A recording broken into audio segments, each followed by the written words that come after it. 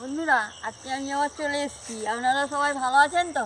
দেখুন, এই যে গুঁড়ো আলু নিয়ে এসেছি, সিদ্ধ করে ছাড়িয়ে এই দিয়ে তরকারি রান্না করব। চলুন বন্ধুরা, রান্নাঘরে যাক, রান্না শুরু করব।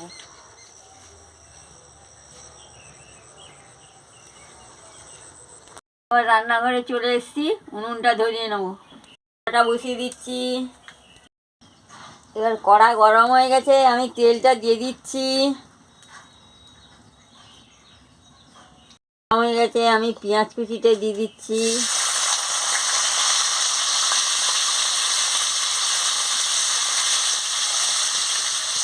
দিয়ে ভালো করে ভেজে নিচ্ছি।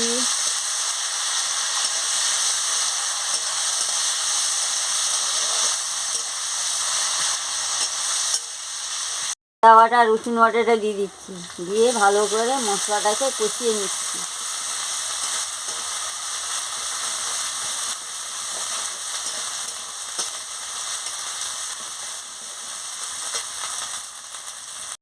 গোটা জিরে দিয়ে দিচ্ছি,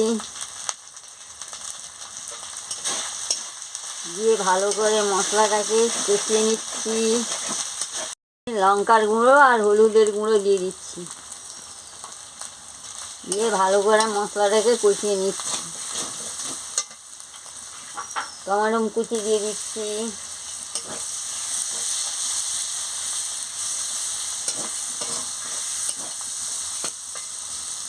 এবার মশলাটা কষানো হয়ে গেছে, আমি আলুগুলো দিয়ে দিচ্ছি।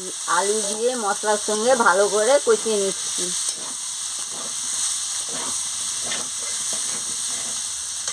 মতন নুনটা দিয়ে দিচ্ছি,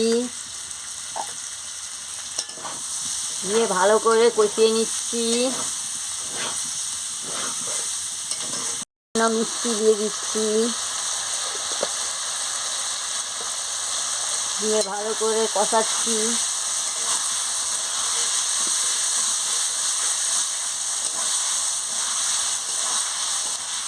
কষানো হয়ে গেছে, পরিমাণ মতন জলটা দিয়ে দিচ্ছি, দিয়ে ভালো করে নাড়িয়ে নিচ্ছি। আমি নামিয়ে নিচ্ছি। ছোটো আলুর দম রান্না করে খাবেন, খুব ভালো লাগবে। ভালো লাগলে আমাকে লাইক করবেন, শেয়ার করবেন, মেসেজে লিখে জানাবেন, সাবস্ক্রাইব করবেন, বেল আইকনটি বাজিয়ে দেবেন, আমার ভিডিওটা শেয়ার করে দেবেন। আমি আবার কালকে ফিরে আসবো। দেখুন বন্ধুরা, রঙটা দারুণ হয়েছে, গন্ধটা দারুণ বেরিয়েছে।